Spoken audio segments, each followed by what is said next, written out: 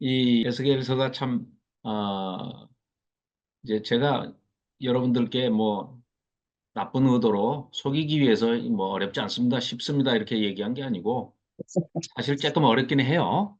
왜 어렵냐? 어, 계시록에 가서는 설명이 상당히 많이 이렇게 돼 있습니다. 그 계시록에서는 에스겔서를 가장 많이 인용을 했어요. 그러니까 쉽게 얘기하면은 신약에서 총 에스겔서를 인용한 것이 신약 전체에서 65회 인용을 합니다. 그런데 놀랍게도 요한계시록에서 48회 인용을 해요. 그 말은 그래서 사실은 어려울 수도 있는 거예요. 계시록을 우리가 공부를 했으면 크게 어렵지 않죠. 계시록을 할 때 우리가 여러 번 수차에 걸쳐서 에스겔서에 인용되어 있는 것을 말씀을 많이 나눴기 때문에 굉장하죠. 그러니까 처음 보는 분들은 어려울 수밖에 없는 거예요. 신약에서 총 65회 인용을 에스겔서를 인용했는데 계시록에서 48회를 인용했다. 그러니까 뭐 그래서 어려운 거죠. 계시록을 공부를 아, 못하신 분들이나 또 자세하게 이렇게 설명하지 않은 그런 강좌를 들으신 분들은 좀 어려워할 수밖에 없습니다. 자, 그러나 어쨌거나 이제 우리는 에스겔서를 가능하면 본문을 좀 읽어보면서 그렇게 서로 또 중요한 메시지들 우리에게 전하고자 하시는 그런 이제 중요한 메시지들, 핵심 메시지들은 우리가 지난 시간에 전체 줄거리를 한번 잡아 살펴봤고요. 높은 산 위에서 이렇게 숲을 보는 그런 형태로 메시지를 전부 핵심적인 것을 살펴봤고 또 이제 앞으로 계속해서 반복해서 할 텐데 우선 화면 잠깐 보도록 하겠습니다. 네. 자, 우선 지난 시간에 이제 기록 목적 세 가지 살펴봤죠. 네. 그래서 크게 이 에스겔서를 보면 너희들이 패역했기 때문에 하나님과의 약속을 언약 백성으로서 너무나 안 지켰기 때문에 이 성전을 너무나 더럽혔기 때문에 우상 숭배로 인해서 성전만 더럽힌 것이 아니고 나중에는 사회 정의까지 파탄을 냈기 때문에 하나님께서 떠나시겠다. 너희와 함께 하시지 않겠다. 즉 성전의 제1 기능이 성전의 기능이 그거 아니겠습니까? 우리 입장에서는 죄사함 받는다, 구원이다 이렇게 얘기를 하지만 하나님의 입장에서는 내 새끼들 만나는 장소, 내 새끼들 만나는 집, 내 자식들, 내 자녀들과 함께하는 집인데 함께 거하시는, 동행하시는, 동거하시는 집이 바로 베델, 하나님의 성전인데 그 성전을 더럽혔으니 하나님 떠나시겠다는 거예요. 자, 떠나시고 끝나는 게 아니라 너희들은 약속을 했는데 약속을 어겼기 때문에 그 약속을 할 때 말 안 들으면 말 잘 들으면 복을 주고 말 안 들으면 징계를 하겠다 하셨기 때문에 반드시 징계로서의 심판을 하실 수밖에 없습니다. 그 얘기가 1장부터 24장까지의 내용인데 이거는 오로지 이스라엘에 대한 얘기고 열방들, 그 이스라엘 주변에 있는 나라들, 이 나라들까지도 전부 다 멸망을 시키겠다 하시는 게 25장부터 32장까지의 얘기거든요. 그러니까 암몬, 모압, 에돔, 블레셋, 두로, 시돈, 애굽까지 남쪽에 있는 애굽까지 이 7개 국가를 다 심판하시겠다. 이게 크게 보면 1장부터 32장까지의 내용으로 전반부, 일부 이렇게 보시면 되겠습니다. 2부는 그러면은 이제 일부의 심판을 하셨기 때문에 심판을 하시고 그냥 끝나버리면 멸망이죠, 멸망. 그런데 반드시 하나님께서는 언약 백성인 이스라엘 백성들에게 기회를 주시고 끝까지 기다려 주시기 때문에 회복의 메시지 또 성전을 다시 재건해서 그 새로운 성전에서 너희들과 새 마음과 새 영을 주겠다. 그렇게 해서 나랑 다시 동거하고 동행하고 같이 살아보자. 라는 회복을 선언하는 회복의 메시지를 전하는 것이 33장부터 48장까지의 말씀이라고 했습니다. 그래서 에스겔의 소명이 두 번 나옵니다. 그러니까 일부에서 전반부에서 한번 소명을 받고 또 2부 후반부에서 소명을 한번 받는데요.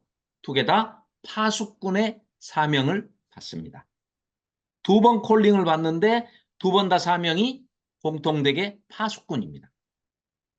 자, 이렇게 정리를 전체 큰 그림을 정리하시면 됩니다.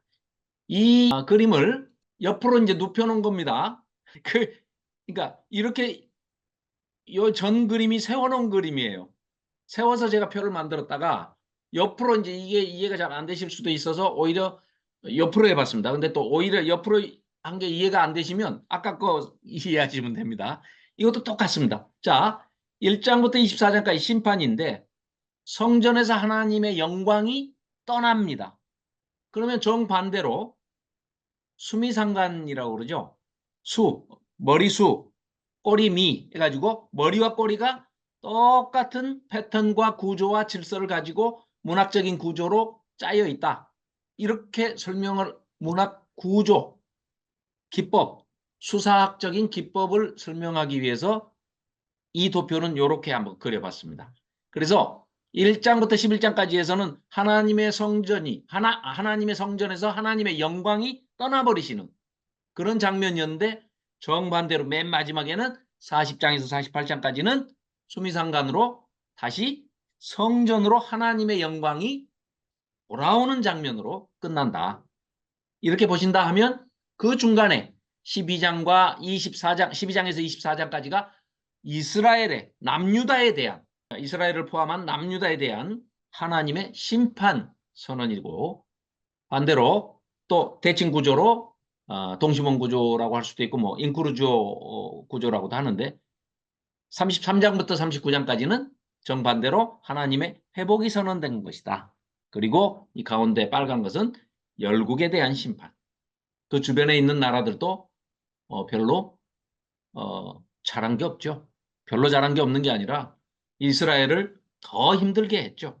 그런데 착각을 하고 오해를 한 거예요. 이스라엘이 유다가 정말 못됐고 자기들은 뭘 잘해서 한 것처럼 또 까불고 하니까 너희들은 더 나쁜 놈들이다 하고 결국은 심판을 하시는 거죠. 자, 그러니까 이 두 가지 구조를 이제 보여드렸는데요. 그것도 조금 좀 그렇다 하시는 분은 아주 간단하게 제가 만들었습니다. 자, 전반부 1장부터 32장까지, 후반부 33장부터 48장까지. 자, 전반부, 후반부가 모두 파수꾼의 사명으로 에스겔이 소명을 두 번 받습니다. 3장에서 한 번 받고요. 33장에서 두 번째 소명을 받습니다. 자, 그리고 1장부터 11장까지가 하나님의 영광이 떠나는 이스라엘을 떠나는 유다를 떠나는 예루살렘 성전을 떠나는 것을 서술하고 있습니다. 자, 그리고 12장부터 24장까지가 아까도 말씀드렸지만 그러면 왜 하나님이 떠나시느냐 그 이유를 설명하고 있습니다. 즉 다시 말해서 예루살렘 성전을 회파시키시고 멸망하게 놔둬버리시는 그리고 자기 백성 언약 백성인 유다 백성을 멸망하도록 내버려 두신 구체적인 이유를 적시하시면서 말씀을 하고 계십니다. 너희들이 언약 백성으로서 언약을 저버렸지 않냐. 제일 크게는 뭘로요? 우상숭배로. 두 번째는 사회 정의가 파탄이 나가지고 없는 사람들을 더 힘들게 만들었지 않느냐. 너희들이 돌봐야 할 사람을. 결론은 언약 배반입니다. 그래서 이 도표도 마찬가지로 후반부 이제 중심에 열국, 열방의 7개 나라 심판하시는 것이 나오고 배치가 돼 있고 이제 후반부에 가서 그 너희들이 언약을 배반했지만 그 언약을 회복시키기 위해서는 옛날 언약 갖고는 안 되니 내가 새 언약을 너희들한테 주겠다. 새 마음과 새 영을 주겠다. 이렇게 선포를 하십니다. 그래서 새 언약을 체결하겠다. 그 새 언약 체결을 통해서 남유다를 회복시키겠다. 그래서 종말에 세워지는 성전에 하나님의 영광이 다시 회복되어 돌아오는 성전에 다시 하나님의 영광이 임재하시는 그런 모습을 보여주고 또 남유다가 북이스라엘이 회복되어져서 땅을 다시 재분배를 하는 장면이 나옵니다. 저 뒤에 가면 이제 나중에 살펴보겠지만 그때는 정말로 이게 기계적으로 어떤 얼핏 보기에는 무슨 땅을 일자로 자대고 이렇게 쫙쫙쫙쫙 그어가지고 이렇게 분배를 하시나고 의아해할 수 있지만 바로 신학적인 의미로서의 땅을 재분배하시는 것이지 실질적으로 그렇게 문자적으로 땅을 분배한 게 아니고 공평하게 필요에 따라서 대신에 그 땅은 다른 사람이 뺏어갈 수도 없고 돈을 줘도 살 수가 없는 영원한 하나님의 기업으로서의 땅이 분배가 되고 공평하게 하나님의 나라에 이거는 이제 뭐 우리가 짐작밖에 할 수가 없습니다만은 그래서 우리가 가서 영생 복락하고 사는 하늘나라 하나님의 나라 천국에서는 흔히 뭐 우리 그러지 않습니까? 뭐 잘 믿은 사람은 백평 빌라에서 살고 천국 가가지고 맨날 주일 성수 띵가 먹고 저 11조 잘 안 하고 이런 사람은 헌금 잘 안 하고 이런 사람은 저 고시원만한 방에서 1.5평짜리 방에서 살 것이다. 뭐 이런 얘기 하잖아요. 전혀 성경적이지 않은 얘기입니다. 우리가 에스겔서 마지막 후반부에 48장을 보면 하나님께서 주실 그 기업과 땅은 이게 천국의 종말에 예수님 재림 때까지를 얘기하고 있거든요. 그런다고 보면 거기 가서는 불평불만이 없는 뭐든지 충족이 되고 풍요롭고 부족함이 없는 곳이기 때문에 하나님 나라는 아마 아까 1.5평 대 100평 빌라 이런 것은 없으리라고 저는 믿습니다. 100평으로 믿으실 분은 100평으로 믿고 가시고요. 어, 이제 그런 내용들이 우리가 에스겔서를 통해서도 그러니까 그 에스겔서가 보여주는 게 단지 그 당시에 에스겔 선지자를 통해서 예루살렘이 회복되고 70년이 차면 회복이 되고 다시 성전이 재건되고 하나님의 영광이 다시 돌아오신다. 이런 정도가 아니라요. 저 어디까지요? 예수님이 오셔서 성취될 초림 때 성취될 하나님의 소원. 그리고 그게 또 성취가 다 되죠. 그리고 재림 때 이루어질 구원의 종국적인 그 종국사적 종말에 가서 정말 우리가 이제 하늘나라에 천국에 입성하는 새 예루살렘 땅에 새 예루살렘 성에 거기에 들어갈 것까지를 얘기를 하면서 땅의 분배까지를 영적인 땅의 분배까지를 쭉 설명을 하고 있거든요.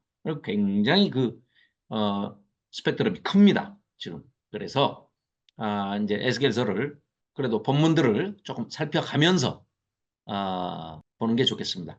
여기 이제 제가 잠깐 이거 바이블 프로젝트라는 그 만화로 이제 미국에서 이제 그 본부를 두고 있는 바이블 프로젝트 그룹에서 만화로 만들어 가지고 이제 영문 자막도 달고 한글 자막도 다는데 한글로 이제 이거는 번역이 된 건데요.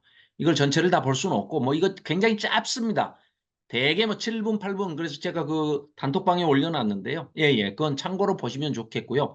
제가 여기서 이걸 전체를 틀어드리면 유튜브 거 인용해가지고 틀었다고 그래가지고 방송에 제지를 받습니다. 그러니까 바이블 프로젝트는 요거 이제 한번 보시면 역사적 배경은 우리가 봤죠.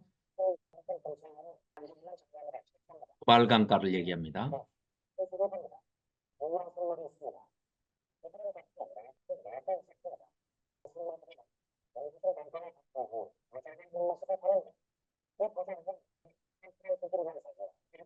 어, 자, 중간에 조금씩 꺼야 됩니다.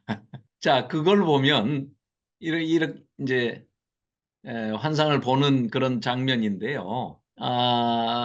이제 이 장면을 우리가 이제 이따 읽어볼 텐데 그린 사람들이 10명이면 10가지고요.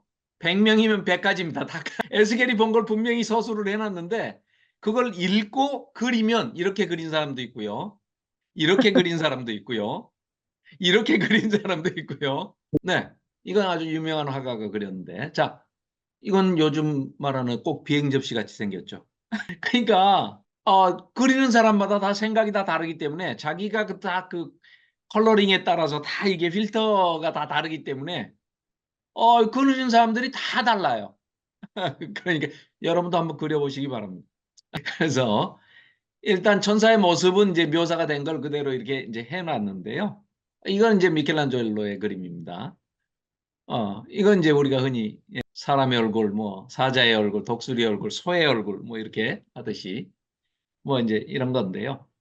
자, 본문을 좀 읽으면서 한번 살펴보겠습니다. 조금 빨리 달려가지고 가능하면 본문을 아무튼 중요한 것은 다 찾아서 읽는 방향으로 그렇게 하겠습니다. 48장이니까 우리가 제가 뭐 딴소리만 안 하면 48장까지 웬만하면 다 읽고 우리가 어려운 대목도 다 해소하고 넘어가기를 바랍니다. 자, 1장 1절입니다. 30째 해, 이거 이제 말씀드렸죠. 에스겔이 25세 포로돼가지고 잡혀가가지고 바벨론에서 5년이 지나서 자기 나이가 30살이 됐습니다. 왜냐?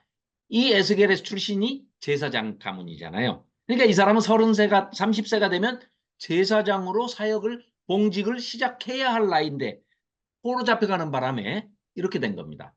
자, 그래서 30째 해 그발 강가에 사로잡힌 자들 포로 공동체에 지금 자기가 이제 같이 있었다는 거예요. 근데 하늘이 열리며 하나님이 그냥 짠 하고 나타나시는 장면을 본 겁니다. 이런 장면을 본 선지자들이 몇 있지요. 자, 여호야긴 왕하고 같이 사로잡혀 왔습니다. 2차 포로 때요. 우리가 역사적인 배경은 지난번에 살펴봤죠. 자, 5년이 지났습니다. 3절 갈대아 땅 그발 강가에서 여호와의 말씀이 부시 아들 제사장 나 에스겔에게 특별히 임하고 여호와의 권능이 그냥 눈앞에 짠 하고 나타난 겁니다. 폭풍과 큰 구름과 또 뭐 불이 번쩍번쩍하고 빛이 막 사방돼서 눈부시게 비칩니다. 또 그 불 가운데 자세히 보니까 쇠가 벌겋게 이렇게 달아오른 것 같은 그런 게 보였어요. 그 속에 네 생물의 형상이 보였습니다. 그래서 그 모양은 사람의 형상이고 네 얼굴과 네 날개가 각기 다 따로따로 가지고 있고 또 다리가 두 개 있고 발바닥은 송아지 발바닥 같고 구리 같고 빛나더라는 겁니다. 8절입니다. 그 사방 날개 밑에는 각각 사람의 손이 또 있다는 겁니다. 날개가 네 개 있고 손이 있고 아주 좋을 것 같아요. 우리도 그러면 손도 있고 날개도 있고 우리 인간이요. 그러니까 이런 거 하면서 시간을 보내는데 넘어가야지. 이 문명이 발달하게 된 것은 손이 있기 때문입니다. 모든 동물 중에 직립보행을 하면서 두 손을 자유롭게 쓰는 존재는 인간밖에 없습니다. 그런데 이 천사, 케루빔이라 하는 이 그룹이라 하는 이 천사는 하나님을 수행해 다니는 그 영적인 존재인데 우리보다 한 수 위인 것 같아요. 우린 날개가 없지 않습니까? 근데 이 존재는 날개가 4개 있고 우리가 가진 손도 있다는 거예요. 그리고 공중부양도 하고 허경영이처럼 넘어가야지 안 되겠습니다. 자, 9절 날개는 전부 서로 있다 있어가지고 갈 때는 뭐 어디로 이렇게 방향을 커브를 틀거나 뭐 깜빡이 넣고 뭐 이렇게 좌회전하고 우회전 이런 게 없다는 겁니다. 어디든지 그냥 간다는 거죠. 자, 그 얼굴들의 모양이 넷의 앞은 하나는 내생물인데 사람 얼굴, 하나는 사자의 얼굴, 하나는 소의 얼굴, 하나는 독수리의 얼굴이다. 이렇게 돼 있어요. 뭐 큰 의미는 뭐 부여하지 않습니다, 사실은. 그런데 이제 우리는 합리적인 유추를 해보면 사람은 모든 만물의 이 영장류로서 만물의 으뜸인 존재가 사람이죠, 사람. 왜? 하나님께서 친히 하나님의 형상으로 당신 형상을 닮은 우리를 아들이라고 부르면서 자녀라 부르면서 우리를 만드셨기 때문에 우리는 하나님의 형상을 가진 존재, 유일한 존재들입니다. 천사도 우리보다 훨씬 못생겼어요. 그러면 천사의 얼굴 중에 네 생물 중에 왜 사람이 들어있느냐? 가장 잘생겼기 때문에, 가장 아름답기 때문에. 왜요? 하나님의 형상을 닮은 우리 인간이기 때문에 그렇습니다. 지금 이 모습을 생각하시고 자꾸 고개를 갸우뚱 하시면 곤란합니다. 지금은 우리가 타락을 해가지고 본질적인 이게 다 일그러져가지고 지금 우리가 이렇게 망가져서 그렇지 원래 그 에덴 동산에 거기에 만드셨던 아담과 하와는 전혀 이런 모습이 우리의 모습을 상상하시면 안 됩니다. 네.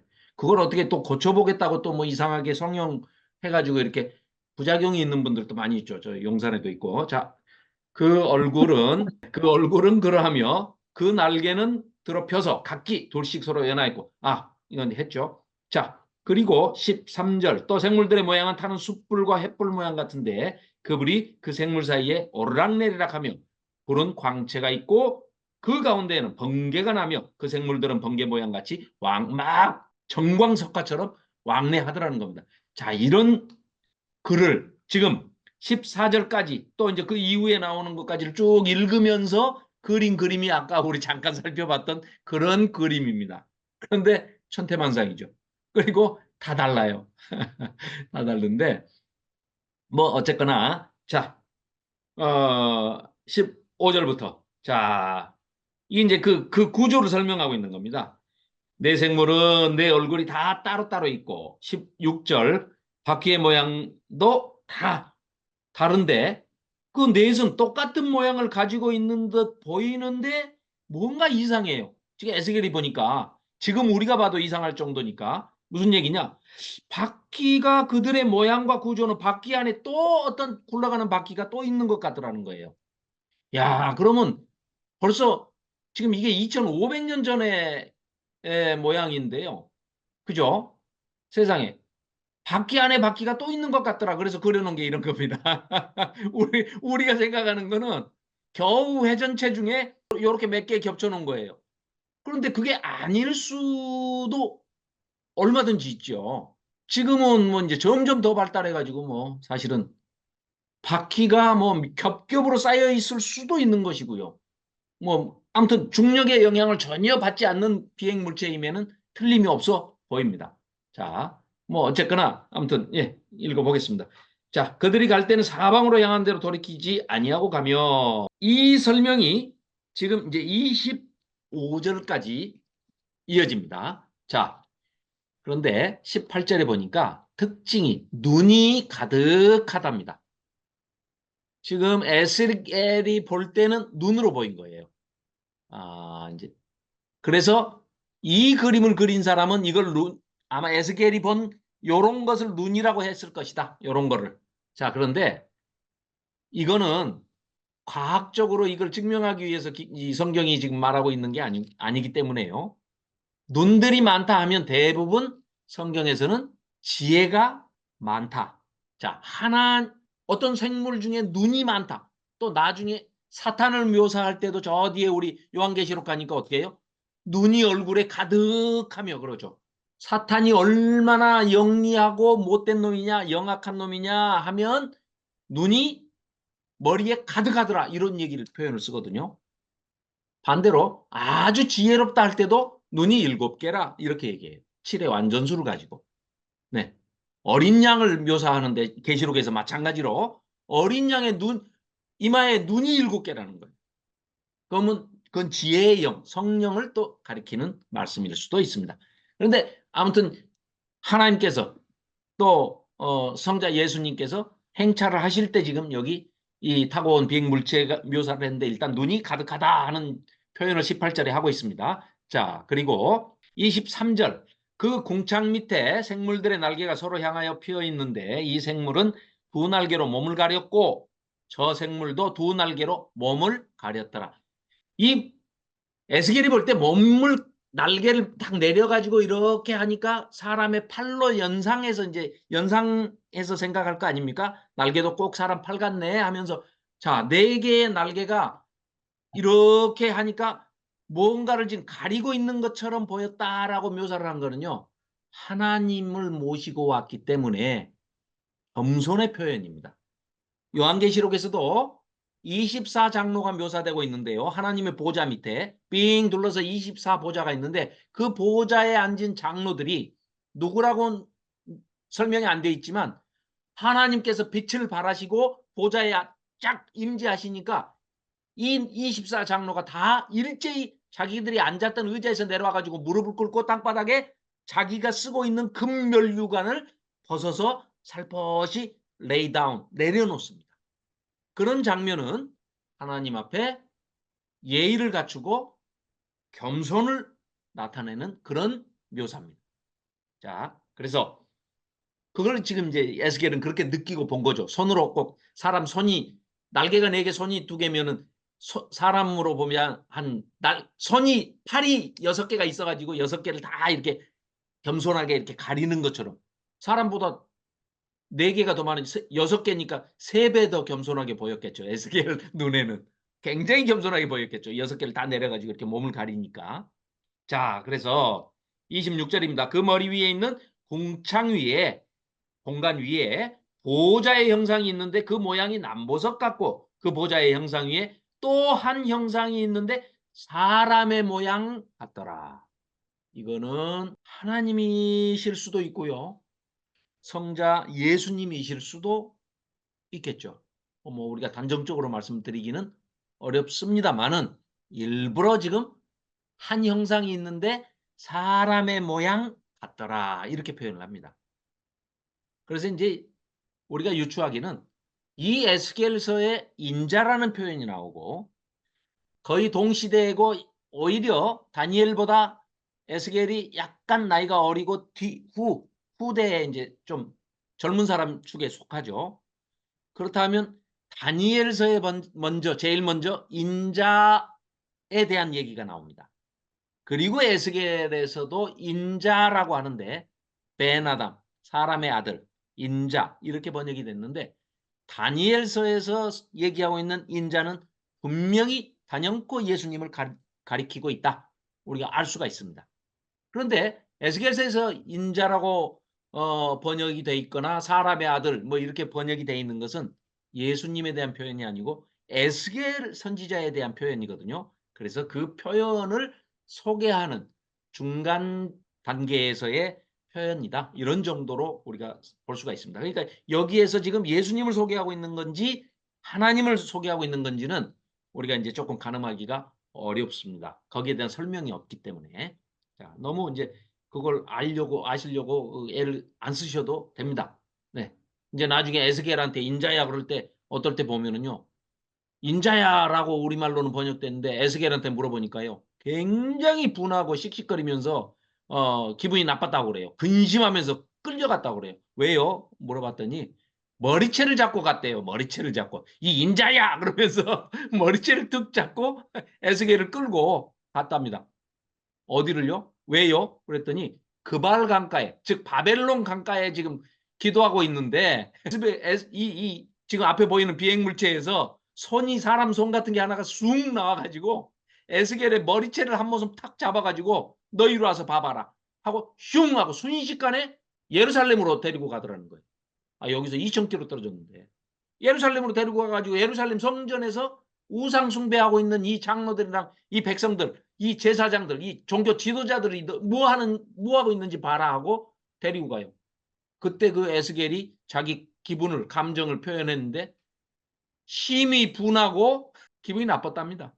인자야 그랬는데. 자, 그 정도로 알아두시면, 자, 그게 이제 2장 1절에 나오는 얘기거든요.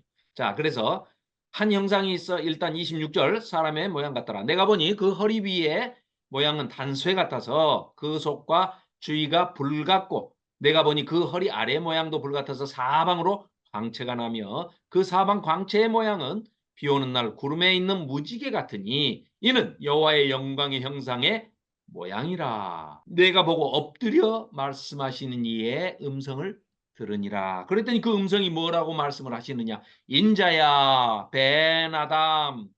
그 뜻은 그냥 아담의 아들아, 아담의 자식아 이런 뜻입니다. 그걸 지금 한글로는 인자야 이렇게 번역을 했습니다. 자, 벤 아담 할 때 아담의 아들아, 아담의 후손아 이 얘기는요. 하나님의 감정이 굉장히 내 아들에 대한 그 프라이드가 있으셔가지고 아이고 내가 아담만 생각해도 너무너무 기분이 좋아 이럴까요? 아니면 아담 이놈 선악과 따먹지 말라고 그랬더니 따먹어가지고 이제 지금 이 죄가 세상에 들어오게 된 장본인이 아담이고 그 아담의 후손이라는 의미를 강조해서 벤 아담 이 인자라고 번역해 놓은 사람의 아들아 사람의 자식아 이 사람 새끼야 뭐 이렇게 얘기를 할 때는 내 이놈의 자식 이런 얘기는 하나님의 감정이 그렇게 긍정적이지 않다. 이걸 너무 긍정적으로 해석하시는 분들이 있으면 조금 자제시켜 주시기 바랍니다. 자, 그래서 네 발로 일어서라. 내가 너에게 말하리라. 하시면서 2절 그가 내게 말씀하실 때 그 영이, 하나님의 영이, 성령이 내게 임하사. 성령이 임했다는 거예요.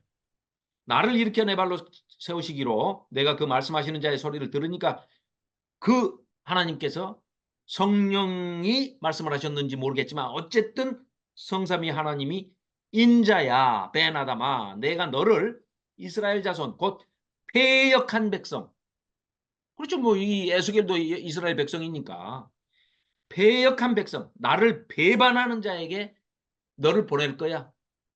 니네 동족이니까. 그들과 그 조상들이 내게 범죄하여 오늘까지 이르렀나니. 그렇죠? 범죄 얘기가 나오는 거 보니까 벤아담, 별로 기분이 안 좋은 말씀이에요. 이 자손은 얼굴이 뻔뻔하고 마음이 굳은 자니라. 패역하다는 거예요. 얼굴이 아주 뻔뻔하다, 굳었다 그 말입니다. 내가 그래서 너를 그 뻔뻔한 자식들한테 보내야 되는데 네가 가서 감당이 되겠냐? 그러니까 너도 걔네들보다 오히려 더 뻔뻔하게, 더 아주 그냥 단단하게, 걔네들이 말이야 화강석 같다 하면 너는 다이아몬드 같이 해줄게. 내가 금강석 같이 해줄게. 이런 뜻입니다. 그래서 여호와의 말씀이 이러하시다 해라. 5절. 그들은 패역한 족속이라. 이스라엘 백성이 자기 백성이에요. 이민구 목사님, 예, 어서 오십시오. 네, 안녕하세요. 네, 그들은 너희 민족은 패역한 족속이라. 2장 5절입니다.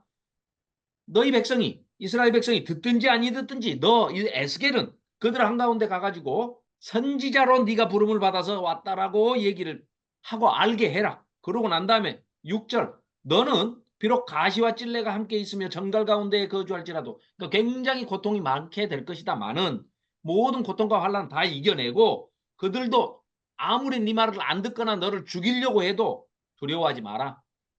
그들의 말을 두려워하지 말지어다. 그들은 패역한 족속이라도 그 말을 절대 너는 두려워하지 마. 너한테 무슨 짓을 하든지 그 얼굴을 무서워하지 마라. 그 뻔뻔한 얼굴들 무서워하지 마라. 왜? 내가 너를 더 뻔뻔하게 해줄 테니까. 그 말입니다. 그들은 심히 패역한 자라. 그들이 듣든지 아니 듣든지 너는 무조건 하나님 말씀으로 가서 고해라. 너 인자야 베나다마. 내가 너에게 이르는 말을 듣고 그 패역한 족속같이 패역하지 말고 너는 네 입을 벌리고 내가 너에게 주는 이 두루마리, 이 성경의 말씀, 하나님의 말씀이 적혀져 있는 이 두루마리를 먹어라 하셨다는 거예요. 그러니까 내가 보니까 보라 한 손이 나를 향하여 펴지고 보라 그 안에 두루마리 책이 있더라는 거예요. 두루마리 책은 하나님의 말씀이 기록된 것을 얘기하죠. 요즘으로 말한다면 이제 성경입니다. 기록된 성경. 두루마리 책이 있는데 그걸 먹으라고 하니까 이제 먹으면서 슬쩍 얼른 받겠죠. 뭔가 하고. 그랬더니 세상에 10절 그가 그것을 내 앞에 펴시는데 그 안팎으로 글이 빼곡이 쓰여 있더라는 거예요. 그런데 세상에 거기에 뭐라고 쓰여 있냐면 내용이 애가와 애곡과 재앙의 말이 기록되었더라. 그러니까 지금 에스겔이 받아서 먹어야 하는 성경 하나님의 말씀 두루마리가 이 두루마리 책이 내용이 뭐라고요? 애가와 애곡과 재앙의 말이에요. 전부 다 한마디로 멸망의 말이에요. 환영 못 받습니다.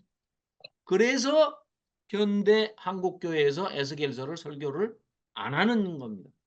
애곡과 애가와 재앙의 말만 매주 이거 48장까지 선포해 보십시오. 성도님들 많이 안 나올걸요? 그렇습니다. 그래서 이제 근심이 되죠. 에스겔 입장에서는. 근데 에스겔도 얼굴을 뻔뻔하게 해주시고 뭐 화강석처럼 그 단단한 이스라엘 백성보다 너는 더 단단하게 금강석 같이 그냥 다이아몬드 헤드로 해줄 거야 뭐 이렇게 하셨는데 그들은 마음이 굳어요. 돌 같은 마음입니다. 돌짝박 같은 마음을 가지고 있어요. 이스라엘 백성은. 에스겔도 이제 나중에 우리가 한번 이건 뭐 아무튼 나중에 설명드리겠습니다. 그 아내가 죽은 사건도 우리는 단순히 그냥 인간적인 차원에서만 뭐 하나님께서 그냥 골탕 먹이려고 그냥 그런 차원에서 나 화나니까 말이야. 너도 마누라 죽어봐라. 이런 단순한 그런 메시지가 전혀 아닙니다. 그러니까 이제 이따가 그거는 나올 때 다시 말씀을 나누기로 하고 3장입니다. 1절. 자, 또 그가 하나님께서 내게 이르시되 인자야 너는 발견한 이 두루마리를 먹어라. 너는 이 두루마리를 먹고 가서 이스라엘 족속에게 선포해라. 말해라. 하시기로 내가 입을 벌리니 그가 그 두루마리를 내게 먹이셨다는 거예요. 내게 이르시되 인자야 내가 내게 주는 이 두루마리를 네 배에 넣으며 네 창자에 채워라. 하시기에 내가 먹으니 그것이 내 입에서 달기가 꿀 같더라. 뭐예요 이거? 아까 애곡과 애가와 재앙의 말. 이거 뭐 니들 다 망해 죽어. 막 이런 얘기인데 이 심술보가 있는 사람일까요? 에스겔이 왜 이걸 먹었더니 달까요? 하나님의 말씀은 내용에 상관이 없이 전해야 하는 선지자는 무조건 달아야 됩니다. 그래야 전하죠. 내용을 듣는 사람이 쓰든 이게 선포하는 자는 심부름이니까요. 내용에 관계없이 그 두루마리를 자기 배에 넣어서 먹었다. 그러면 달아야 됩니다. 그게 무슨 달다. 이 표현이 무슨 얘기냐? 체화됐다는 겁니다. 내 살이 되고 내 피가 돼서 내 것이 돼서 내 내면 속에 그냥 박혀가지고 내면화가 되었기 때문에 나는 하나님의 말씀을 그대로 선포하는 대행자기 때문에 대리자기 때문에 대언자기 때문에 달아야 맞죠. 만일에 내가 먹었는데 달지 않아요. 써요. 그러면 설사해버리면 그 하나님의 말씀을 설사해버리면 되겠습니까? 안 되죠. 그러니까 이거는 그런 차원에서 아무리 내용이 가슴 아프고 쓰고 이 채찍과 같은 정갈의 채찍과 같은 그런 내용일지라도 선지자로서 예언자로서 하나님의 사역자로서 그것을 전해야 하는 사명자는 먹으면 달게 돼 있다는 겁니다. 그래서 조금 안 맞지만. 자, 그리고 기왕에 뭐 얘기 나왔으니까 에스겔이 자, 우리가 생각해 봅시다. 자, 망한 이유가 두 가지라고 했어요. 첫째는 우상숭배, 성전을 더럽혔다. 자, 그래서 망합니다. 두 번째, 사회 정의가 완전히 실현되지 않아 가지고 이게 아주 그냥 극과 극으로 양극화돼 가지고 찢어지게 가난하고 있는 자들은 너무 쓸데없이 풍요롭고 이제 이런 사회가 됐는데 한 사역자가 에스겔이라는 한 사역자가 이 두 가지를 가만히 잘 비교해 보면은요 정반대의 사역입니다. 무슨 얘기냐? 자, 생각해 보십시다. 자, 성전을 청결하게 하고 성전 제사 의식, 제의 의식을 지키려는 자는 보수입니다. 보수. 기득권을 잘 지켜야 되고 지금까지 내려온 전통, 제사 전통과 제사 의식, 형식적인 것을 잘 지키고자 하는 사람은 보수죠. 그것도 완전 보수 꼴통이죠. 자, 두 번째, 망하는 이유, 사회 정의가 실종됐다. 사회 정의를 다시 찾아야 되겠다. 이런 선지자로서 나서는 사람은 완전 진보 개혁자입니다. 왜? 기존 세력에 대해서 저항하고 끊임없이 아니 그 대항해야 될 거 아닙니까? 그래서 바꾸자. 어? 완전히 이 사회 정의가 실종돼 있는 이런 상황에서는 지금까지 내려왔던 그런 기존 질서를 다 파괴하고 개혁적으로 진보적으로 이건 나가자 이렇게 해야 할 텐데 그러면 한 사람이 보수 꼴통이면서 아주 좌빨 이거 완전히 진보적이고 개혁적일 수가 없잖아요. 그런데 어떻게 예스겔한테 이 두 가지 이 사명을 맡겼습니까? 한 사람이 어떻게 전혀 성격이 다른 색깔이 다른 그런 두 가지 사역을 동시에 할 수 있습니까? 라고 혹시 이렇게 수준 높게 질문을 하는 성도님들이 있거나 누가 물어보는 자녀가 우리한테 이제 있을 수 있잖아요. 우리 애들이 또 이제 너무 이렇게 이제 사고력이 뛰어나가지고 그런 질문을 할 수 있습니다. 아니 정말입니다. 이게 굉장히 수준이 높은 그 정도 질문을 하려면 상당히 수준이 높아야 되는데 사실은 그거거든요.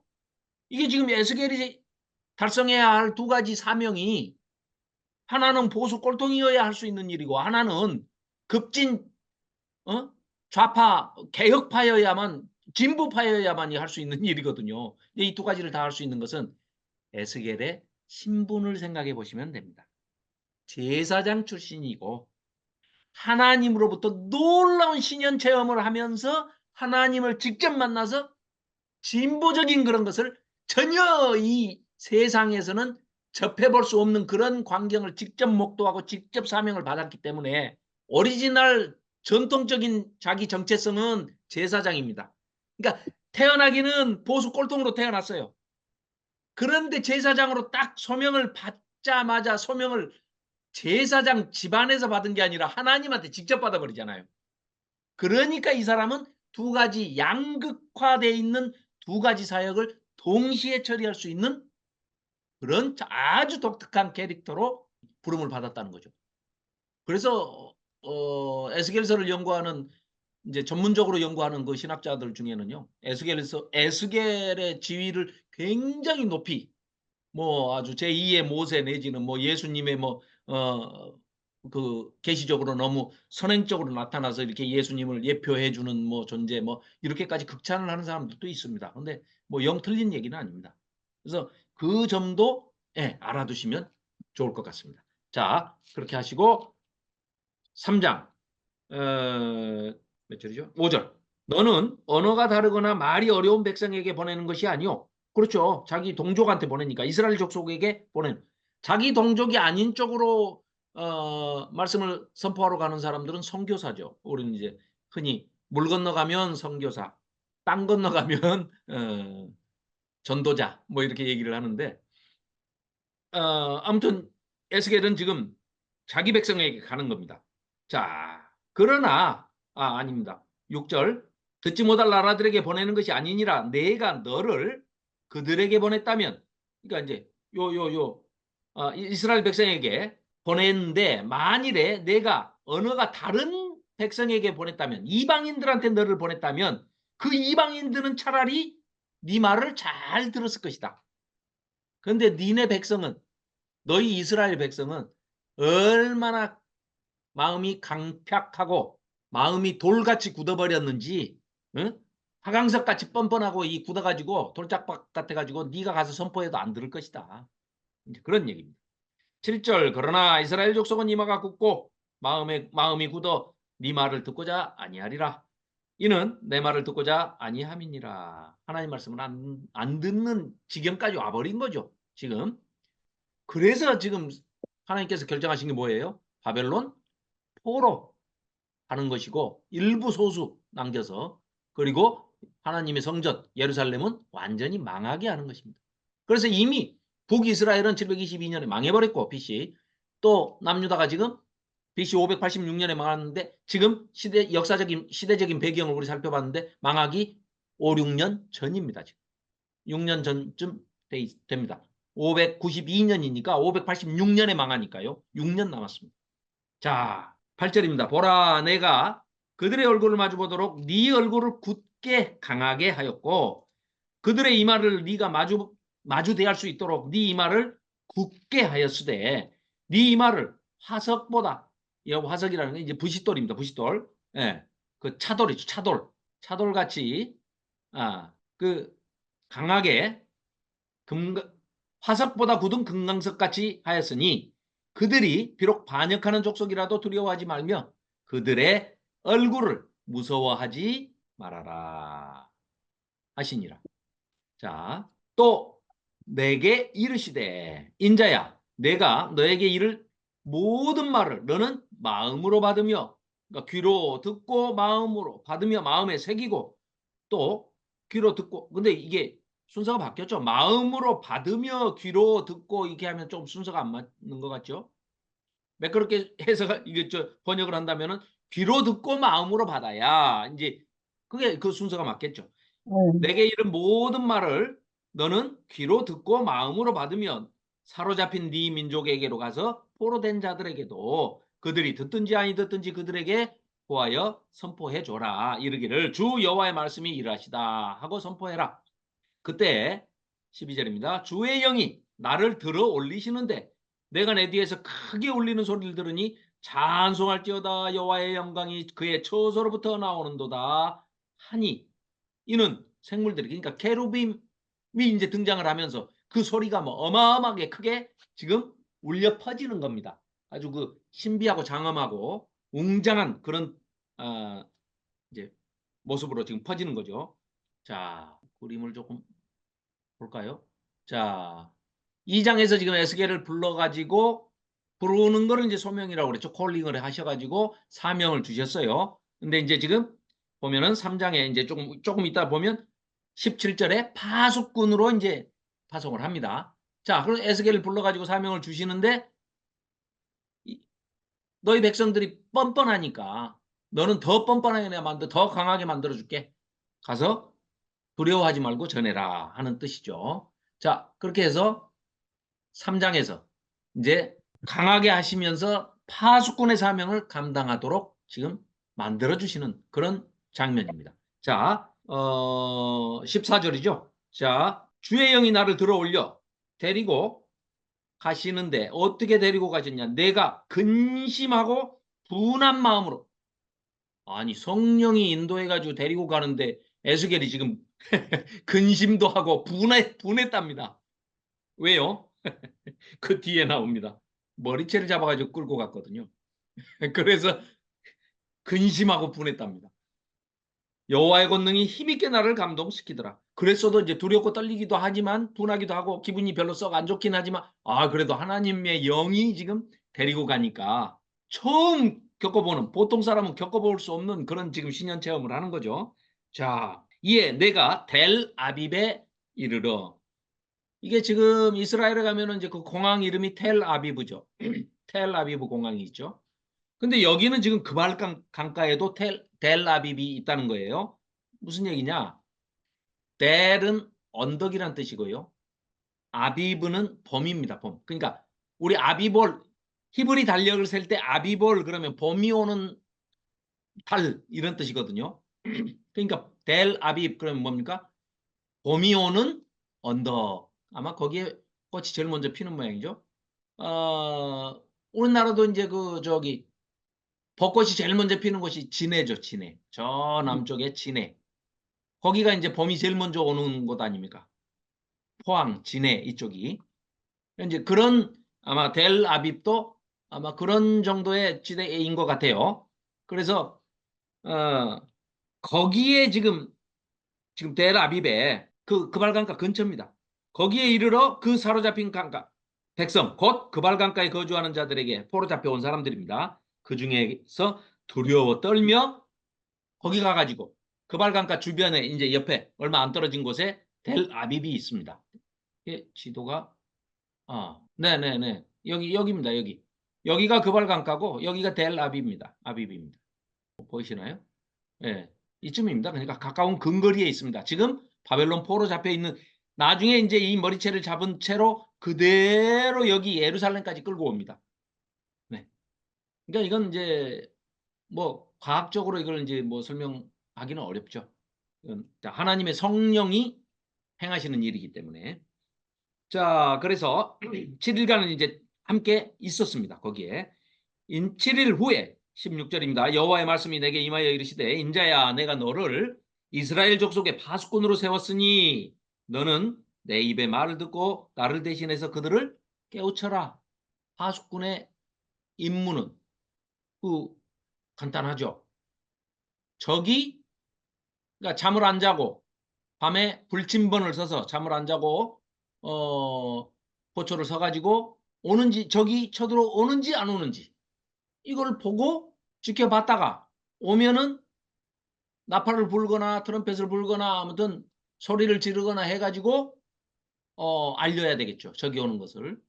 적이 오지 않으면은 그대로 이제 다음 순번자에게 파수꾼에게 인수인계하면 되고요. 자, 그래서 이렇게 이제 파수꾼의 사명을 받습니다.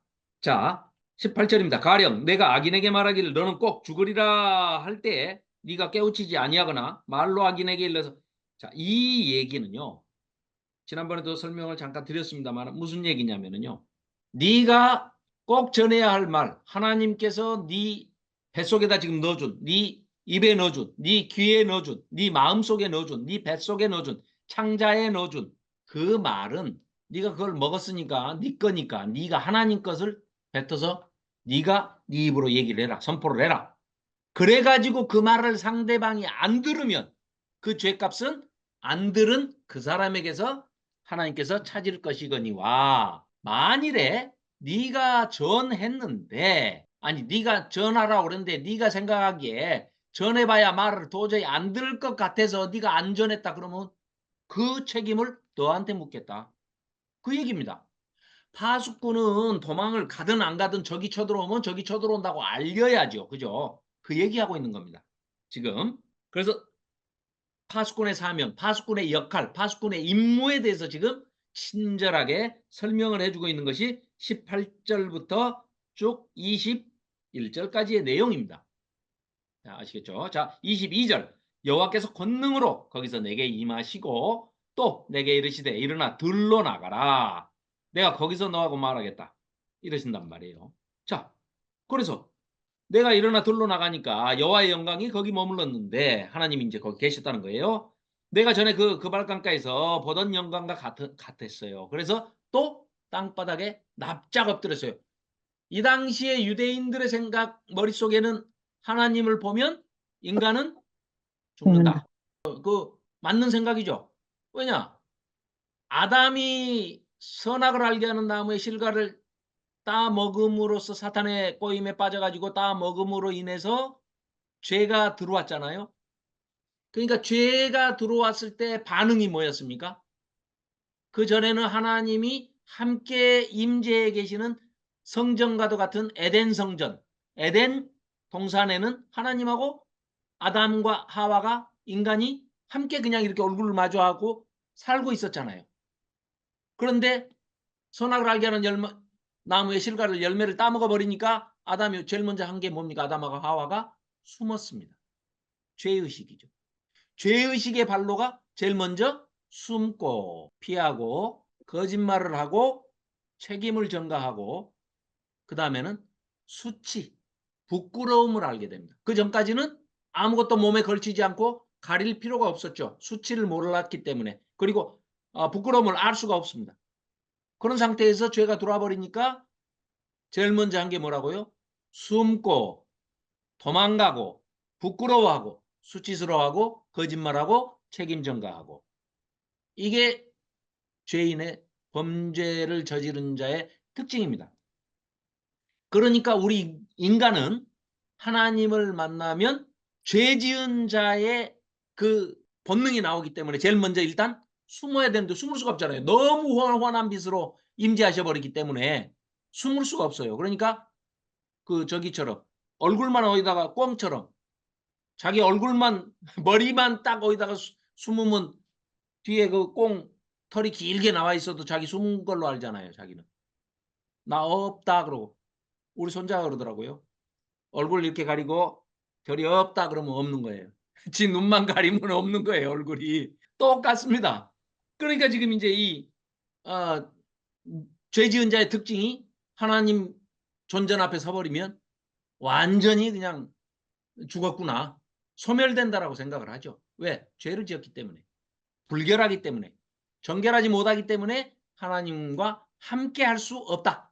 그러니까 한 장소에, 한 공간에, 한 시간대에 같이 양립해서 존재할 수 없는, 생존할 수 없는 존재. 그것 정도는 본능적으로 안다는 거죠. 우리 죄 지은 인간도. 그러니까 지금 에스겔이 이렇게 납작 엎드리는 겁니다. 아이고 난 죽었다. 그러고. 자, 그러니까 엎드렸습니다. 24절. 주의 영이 성령이 내게 임하사 나를 일으켜 내 발로 세우시고 똑바로 서라. 하나님 앞에서 내게 이르시기 너는 가서 네 집에 들어가 문을 닫아. 문 닫아라. 너 인자야. 보라. 무리가 네 위에 줄을 놓아 너를 동염에 꽁꽁 묶을 거야.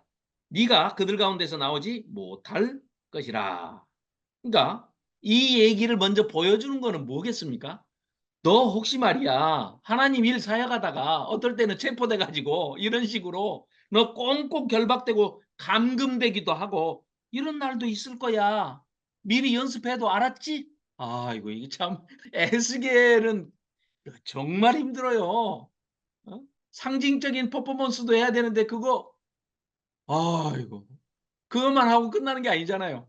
그거 하면서도 힘들고 나중에는 이제 그 얼마나 그 생명의 위협까지를 받습니까? 그래서 정말 이런 에스겔 선지자 같은 그런 사명을 우리는 이제 안 받는 시대에 태어나 가지고 너무 편하게 지금 예수 믿고 편하게 하나님 믿고 이제 이렇게 사는 것을 생각하면 좀 죄송하기도 해요. 에스겔 선지자 같은 분을 보면. 자, 어쨌거나 그들 가운데서 나오지 못할 것이라 내가 네 혀를 또 네 입 천장에 붙게 하여 네가 말 못하는 자가 되어 그러니까 아예 말도 못하게도 이제 만드신다는 거예요. 그들을 꾸짖는 자가 되지 못하게도 할 것이야. 왜냐? 그들은 너무 패역한 족속이라 너희 족속 말이야. 너희 동족들 이스라엘 백성들은 얼마나 패역한지 에스겔 네가 하나님의 말씀이라고 아무리 책망을 해봐도 헛등으로도 깃등으로도 헛방구도 안 낄 거다. 미리 얘기를 지금 이렇게 해 주시는 겁니다. 뻔뻔하게도 만들어주고 강하게도 만들어 주셨지만 얼마나 사역이 힘들 것인가를 미리 예고편으로 지금 말씀을 하시는 겁니다. 자, 27절입니다. 그러나 내가 너와 말할 때 네 입을 열리니 너는 그들에게 이르기를 주 여호와의 말씀이 이러하시다 하고 내가 네 혀를 풀어주면 그때는 마음껏 외쳐라. 듣든지 아니 듣든지 외쳐라. 예. 들을 자는 들을 것이요 듣기 싫은 자는 듣지 아니하리니 그들은 반역하는 족속입니다. 4절 4장입니다. 4장. 너 인자야 토판을 가져다가 이제 흙으로 납작하게 해가지고 만든 이제 그 토판 흙으로 뭐 요즘 같으면 나무 판자 뭐 이렇게 구하기 쉬우면은 이렇게 하는데 그 동네는 뭐 이런 게 없습니다. 뭐 포로 잡혀간 주제에 또 거기서 무슨 토판을 구하기도 아니 저기 나무 판자 이런 거 뭐 이렇게 구할 수도 없고요. 그래서 토판을 이제 가져다가 뭐 이렇게 좀 까만 뭐 가루 나오는 걸 구해 가지고 거기다 그림을 좀 그리는데 뭘 그리느냐? 1절입니다. 토판을 가져다가 그것을 네 앞에 놓고 한 성읍 곧 예루살렘 성을 그 토판에다 그려라. 앞에 그림 보이십니까? 이제 그러니까 어디서 벽돌 덩어리를 이제 하나 갖고 왔어요. 그래가지고 예루살렘 그 성곽 윤곽을 여기다 이렇게 그렸습니다. 그래가지고 지금 왼쪽으로 이렇게 하고 이 사람 지금 누워 있죠. 왼쪽으로 390일, 오른쪽으로 40일. 아니구나. 오른쪽으로 390일, 왼쪽으로 아닌가? 왼쪽으로 390일, 오른쪽으로 40일.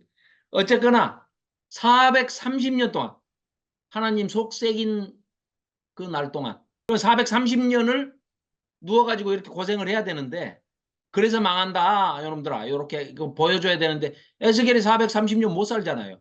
그러니까 1년을 하루로 해준다. 430일 동안 너 이거 해라. 이거 욕창 생기지 않았을까요? 욕창. 웃을 일이 아닌데 이게 자꾸 미안해가지고 야 세상에 하나님의 권능이 임하면 안 할 수도 없어요. 안 할 수도 없습니다. 아니 그저 예레미야 보십시오. 예레미야 전하지 하나님 권능 않으면은 막 때문에. 귀에 쟁쟁쟁쟁 소리가 들리고 마음이 막 불같이 끓고 그런다지 않습니까? 맞아요. 그러니 뭐 에스겔도 그러겠죠. 네. 자, 그래서 그 성읍을 에워싸되 이제 에워싼다고 옆에다 이렇게 해놨습니까? 성을 그려놓고 그 성 주변에다가 이렇게 삥 둘러쌌단다. 누가? 바벨론 군사가 와서 그 성읍으로 에워싸되 그것을 향하여 사다리를 세우고 구름다리 요렇게 운제 사다리를 세우고 그것을 향하여 흙으로 언덕을 쌓고 그것을 향하여 진을 짓고 꼭 전쟁하듯이 그것을 향하여 공성태를 둘러세우고 공성태 아시죠? 돌 이렇게 묶어가지고 탁 끊으면 날아가가지고 그냥 성 무너뜨리는 거. 자, 그런 공성태를 둘러세우고 꼭 바벨론 군대가 와가지고 예루살렘 성을 삥 둘러싸고 그리고 예루살렘 성을 완전히 멸망시키는 그 장면을 하루 이틀도 아니고 390일 플러스 40일 해가지고 430일 동안 해라. 왜 그 날짜냐 하고 사람들이 와서 물어볼 거 아니냐. 그럼 설명해줘라. 북왕국이 390년 속색했고 남왕국이 40년 속색했고 합해서 430년 속을 새겼으니 이제 6년 뒤면 망한다. 5년 뒤면 망한다. 예루살렘이. 그 설명을 해줘라. 해서 철판을 가져다가 3절입니다. 너와 성읍 사이에 두어 철벽을 삼고 성을 포위하는 것처럼 에워싸라. 이것이 이스라엘 족속에게 징조가 되는데 무슨 징조? 망할 징조다. 왜 망한다고?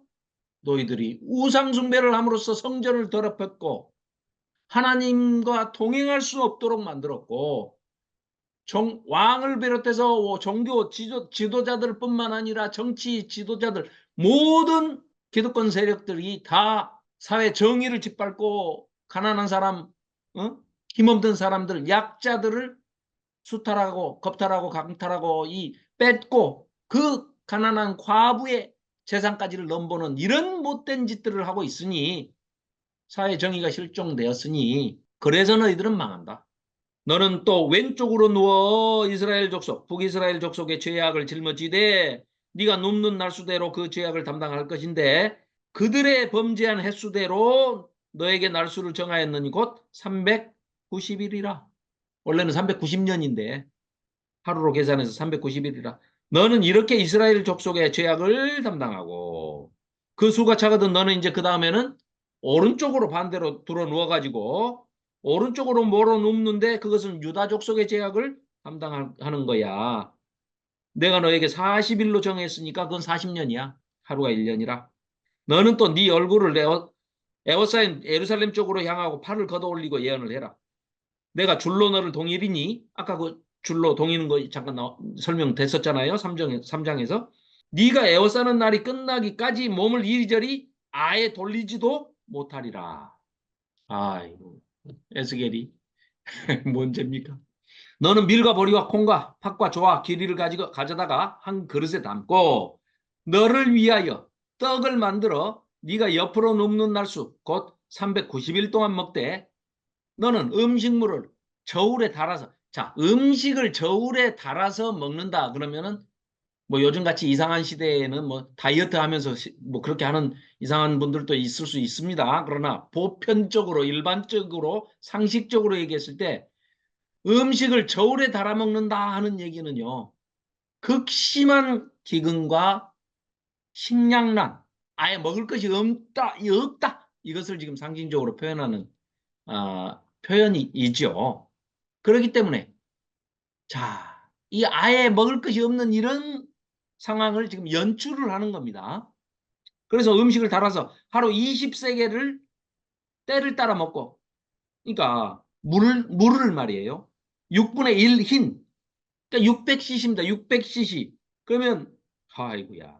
20세겔씩 하루에 20세겔씩 때를 따라 먹고 물도 6분의 1 흰 데워서 때를 따라 그러니까 쉽게 얘기하면요. 200 우유 조그만 거 있죠. 우유. 그게 200ml입니다. 200ml. 그거 아침에 하나씩 저녁에 점심에 하나 저녁에 하나 하루에 3개. 그다음에 이제 뭐 빵 하루에 20세겔. 또 여호와께서 이르시되 내가 여러 나라들로 쫓아내어 흩어버릴 이스라엘 자손이 거기서 이와 같이 부정한 떡을 먹게 될 거야. 왜 너희들이 부정한 떡을 먹게 됐지? 너희들이 성전을 거룩한 성전을 부정하게 만들어버렸잖아. 그래서 거룩하신 하나님께서 그 성전에 계실 수가 없는 거야. 너희들이 성전을 더럽혔고 성전을 부정하게 만들었기 때문에 너희들도 부정한 음식을 먹고 너희들도 고통을 당해라. 이런 얘기죠. 자, 내가 말하되 아하 주 여호와여 나는 영혼을 더럽힌 적 일이 없었나이다. 그러니까 너 이렇게 먹어라 라고 하니까 다른 설명은 안 하고 이제 이렇게 해라 라고 하니까 에스겔이 14절에 아니 나 제사장이에요. 제사장 할아버지 아니 하나님 잊어버리셨습니까? 저 제사장입니다. 신분이.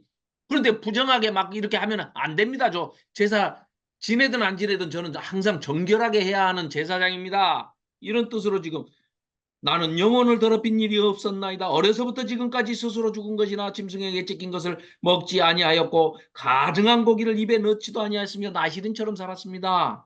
제사장처럼 살았습니다. 여호와께서 내게 이르시되 뭐? 너 잔소리 말고 들어 시킨 대로 해.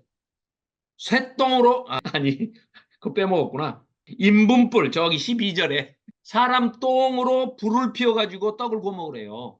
그러니까 지금 깜짝 놀라가지고 예스겔이 지금 세상에나 제사장인데 이렇게 하면 안 됩니다. 이제 그 얘기거든요. 좋아. 그러면은 사람 똥이 더럽다고 하니 그러면 소똥으로 대신해라. 소똥은 냄새가 안 나는 모양이죠. 외양간에 가보니까 나던데 어렸을 때. 아무튼 소똥으로 대신해 줍니다.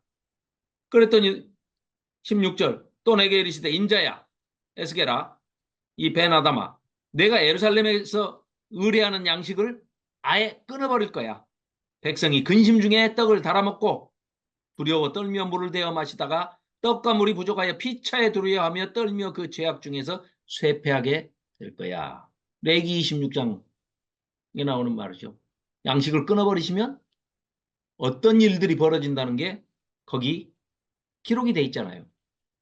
약속을 이미 언약 백성으로서 하나님과 약속을 이미 했지 않습니까? 이스라엘 백성은 그 조상들이 모세 시대 때 이미 레위기에 지금 기록이 돼 있지 않습니까? 자, 레위기 26장 26절을 제가 찾아서 읽어드리겠습니다. 내가 너희가 의뢰하는 양식을 끊을 때에 열 여인이 한 화덕에서 너희 떡을 구워 저울에 달아서 서로 싸우니까 서로 네 것이 크다 내 것이 크다 싸우니까 양식이 얼마나 없으면 저울에 달아서 먹을 것을 달겠냐. 저울에 달아주리니 너희가 먹어도 배부르지 아니하리라.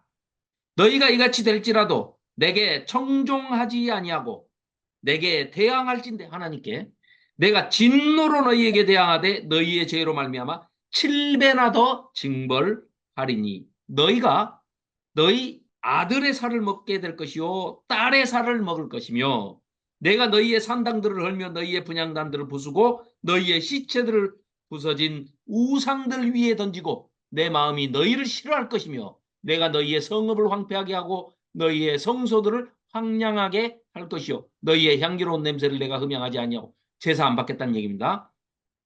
그 땅을 황무하게 하리니 거기 거주하는 너희의 원수들이 그것으로 말미암아 놀랄 것이며 내가 너희를 여러 민족 중에 다 뿔뿔이 흩어버릴 것이며 내가 칼을 빼어서 너희들을 뒤따르게 만들 거야. 너희의 땅이 황무하며 너희의 성읍이 황폐하게 될 것이다. 분명히 하나님께서 모세를 통해서 이스라엘 백성과 이스라엘 백성의 대표로 모세를 통해서 레위기 26장 26절부터 33절에 기록된 이 말씀이 말씀하신 그대로 성취가 됩니다. 왜? 신실하신 하나님이시기 때문에 약속을 했으니까 지키시는 겁니다. 그냥. 그래서 결국은 이런 일이 이스라엘 역사에 3번이나 일어나지 않습니까? 우리가 그걸 너무나 잘 알고 있지 않습니까? 북이스라엘이 함락될 때 북이스라엘의 수도였던 사마리아 성이 함락될 때 그런 일이 한번 722년에 있었고요. 586년에 예루살렘이 함락될 때 남유다가 멸망할 때 이런 일이 한번 또 있었고요. 두 번째 일어났고 세 번째 AD 70년에 로마에게 티투스 장군에게 예루살렘이 멸망당할 때 도리에 돌 하나 첨놓이지 않고 완전히 멸망을 당할 때에도 이런 일이 실제로 벌어지지 않았습니까? 그런데요. 여기 우리가 지금 무심코 이렇게 넘어가는 대목 중에요. 30절에 보면 너희의 시체들을 너희들이 섬기는 그 부서진 우상들 위에다가 내가 너희 시체를 다 던져놓을 거야. 옆에 놔둘 거야 하시거든요. 이게 어떤 분들도 이게 이 설교하시는 걸 제가 못 들었는데 요번에 이제 공부하면서 찾아보니까 이제 그 책에 그런 내용이 나오더라고요. 김창대 교수님이라고 그 안양대 신학대 지금 예언서의 대가라고 이제 불리시는 분입니다. 그분도 서울대 영문과 나와가지고 시카고대에서 공부를 하셨던가 아무튼 굉장히 공부를 많이 하신 분입니다. 그분이 쓴 책에 이제 에스겔의 신학이라는 그 책에 보니까 이 이야기가 무슨 얘기인지를 설명을 했는데 이 얘기가 그 얘기구나. 요번에 알았습니다. 무슨 얘기냐? 우상들은 하나님께서 이제 물론 끔찍이도 싫어하시지만 그건 놔두더라도 우상들은 절대 죽음을 슬퍼하지 않는다는 거죠. 무슨 얘기냐? 심지어 우리가 알다시피 몰렉신 같은 경우에는 자기 자녀를 세상에 뭐 북이스라엘 남유다 할 것 없이 다 자기 왕자를 데려다가 불에 번제로 태워가지고 몰렉신에게 바쳤지 않습니까? 그러면 울지를 않는다는 거예요. 자기 자녀를 자기 손으로 불태워서 우상한테 우상 숭배하면서 번제물로 제물로 바치기 때문에 울면서 바치는 것은 없다는 거예요. 그들의 우상 숭배법에는. 그러니까 사람이 우상 숭배를 하면서 제물로 바치기 위해서 사람을 죽이는 것은 굉장히 즐거워하면서 한다는 겁니다. 그러기 때문에 하나님께서 그걸 아시기 때문에 너희 우상 숭배 그렇게 좋아서 하지. 그래. 그 너희들 죽음도 두려워하지 않고 너희 자식들도 막 죽여서 바치지 우상한테. 그러니까 너희 시체도 내가 우상 옆에다 다 놔줄게. 그 좋아하는 너희들 우상 그 옆에다 내가 갖다 다 진열해 줄게. 좋겠다 너희들. 이런 심정이 그대로 에스겔서의 단어에서도 다 표현이 되고 있고요. 그 다음에 소란하다 하는 그 아까 봤는데 PPT를 만들어 가지고 다른 데다 놔둬 가지고 잠깐만요. 또 소란함, 요란함 이런 것도 있거든요. 그런 단어도 있는데 아닌데 이거 아니고 잠깐만요. 요란함이라는 단어가 예, 길룰림은 이제 우상이고요. 아이고 너무 많이 정리를 하니까 이렇구나. 죄송합니다. 요란함이란 원어는 다시 내가 찾아서 이제 다음 시간에 말씀드리겠습니다만은 그 요란함이 뭐냐면 우상 숭배를 하는 자들의 특징이 손을 쏙 빼놓을 정도로 시끄럽게 한다는 거예요. 아하, 그래서 교회에서 드럼을 치거나 막 전자악기를 가지고 무슨 락을 하듯이 막 시끄럽게 하면서 청년들이 예배한다고 막 이렇게 하는 거 그게 우상 숭배하면서 하는 거구나. 그러니까 못하게 하는구나 하는 거를 알았어요. 똑같은 단어를 쓰고 있습니다. 하나님께서 뭐라고 하시냐면요. 너희 우상 섬기면서 그렇게 좋아하는 요란함, 소란함 그거 내가 너희들 죽으면 내가 그렇게 요란하게 소란하게 막 음악 소리 나게 해줄게. 하나님 그렇게 말씀하십니다. 이거 그 얘기를 듣고 나니까 그 청년들이 청년 예배 한다고 그러면서 막 그 요즘 현대 악기니까 물론 뭐 베이스 치고 막 드럼 치고 막 신디사이저 뭐 하고 막 하는 건 좋은데 이게 서가지고 사람 젊은 애들이 서가지고 막 위로 막 뛰잖아요. 막 뛰면서 막 기타 치면서 뛰기도 하고 싱어라고 나와가지고 마이크 들고 막 뛰잖아요. 이렇게 그 무당이 귀신 부를 때 그거 하는 겁니다. 왜? 그 접신하면서 그거를 이제 그 무당을 귀신을 부르는 행위입니다. 귀신을 부르는 행위. 그러니까 어느 정도 그런 것들은 우리가 좀 분별력을 가지고 아무리 뭐 CCM 자체가 컨템포러리 뭐 현 시대에 맞는 세대에 맞는이라고 하지만 아무리 세대를 따라가는 것도 좋지만 세대 따라간다고 귀신 따라가면 안 되죠. 마귀 따라가면 안 되고 사탄 따라가면 안 되기 때문에 그런 것들은 분명히 우리가 이런 성경적인 근거들을 가지고 에스겔서에서도 이렇게 표현을 하고 있고 또 얼마든지 우리가 하나님을 찬양하는 방법들이 굉장히 많이 다양하게 거룩한 방법 또 하나님 성품에 맞는 속성에 맞는 그런 방법들이 얼마든지 많이 있는데도 불구하고 우리가 굳이 성경에서 금하고 있는 하나님께서 굉장히 경노하시고 아주 그냥 감정적으로 대응하시는 그런 요란함이나 소란함이나 우상숭배와 이런 것들을 교회로 끌어들이는 것은 좀 지양해야겠다 하는 이제 그런 말씀을 드립니다. 잠깐만 있어봐. 그러면 5장을 짧기 때문에 5장까지 읽고 이런 식으로 하면 한 7, 8번 하면 전체 다 읽으면서 우리 할 수 있을 것 같아요. 이해하시겠어? 자, 그러면 30분 되면 딱 끝내고 쉬는 시간 없이 그냥 딱 30분에 끝내겠습니다. 네. 자, 그래서 어디를 했더라? 네네네. 16절, 예, 16절 하다가 지금 레이기 26장 살펴봤죠. 17절, 떡과 물이 부족하여 피차에 들어야 하며 떨며 그 죄악 중에서 쇠패하리라. 5장입니다. 너 인자야, 너는 날카로운 칼을 가져다가 삭도로 삼아 면도칼 같은 걸 가져와서 네 머리털과 수염을 깎아서 저울로 달아 나누어 두라. 자, 이게 수염과 털을 깎으라는 것도 좀 그렇지만 이 사람 신분이 뭡니까 지금? 제사장 아닙니까? 나시린한테 아니 삼손은 머리 털 조금 잘려도 힘을 못 썼는데 이건 뭐예요? 완전히 하나님께서 지금 제사장으로 대하고 있는 게 아니죠. 에스겔을 선지자로 대하고 있으면서 선지자, 제사장인 줄은 이스라엘 백성들이 다 알 거 아니에요. 에스겔이 제사장 출신이고 30살에 지금 이 소명을 받은 것까지 다 알 거 아닙니까? 그런데 머리를 잘라요. 너 왜, 야야야, 너 나시린인데 왜 머리 잘랐냐? 너 삼손이냐? 뭐 이럴 거 아니에요. 그럼 이제 설명해 줘야 되잖아요.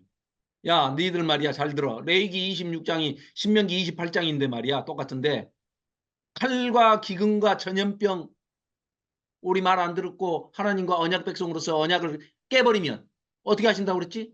이제 이 언약을 가지고 얘기를 해야 나중에 언약, 새 언약을 주신다는 얘기도 또 할 수 있잖아요. 후반부에 가서.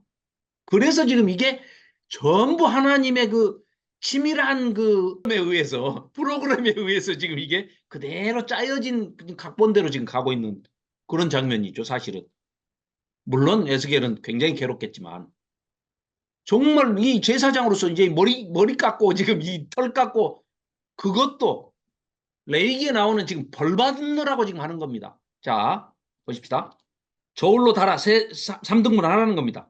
그래가지고 2절 그 성읍을 에워싸는 날이 차거든 터락 3분의 1은 불사르고 성읍 안에서 3분의 1은 성읍 사방으로 칼로 치고 3분의 1은 바람에 흩어라. 그러고 내가 그 뒤를 따라가면서 칼을 빼리라. 아이고, 이 얘기는 보십시오. 지금 그 우리가 세 가지 재앙을 얘기했었잖아요. 자, 5장입니다. 보십시오.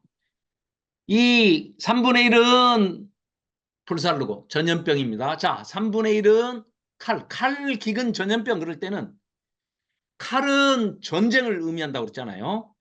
그러면 여기 지금 포로 잡혀가는 것까지 칼 그러면은 전쟁 플러스 포로 잡혀가는 것까지를 포괄적으로 다 얘기를 하는 겁니다. 칼. 또 기근 이미 식량을 하나님께서 끊으신다고 그러셨습니다. 그래서 또 이 먹는 것도 막 이렇게 먹게 만들지 않습니까? 에스겔을 통해서 먼저 예표적으로 퍼포먼스로 이제 먼저 징표로 보이지 않습니까? 칼, 기근, 전염병. 이게 지금 전염병까지 지금 이 성읍 안에서 시체가 또 죽고 죽어서 시체를 치울 사람이 없어요. 너무 많이 죽어서. 다 죽어서. 그러니까 전염병이 창궐을 하는 겁니다.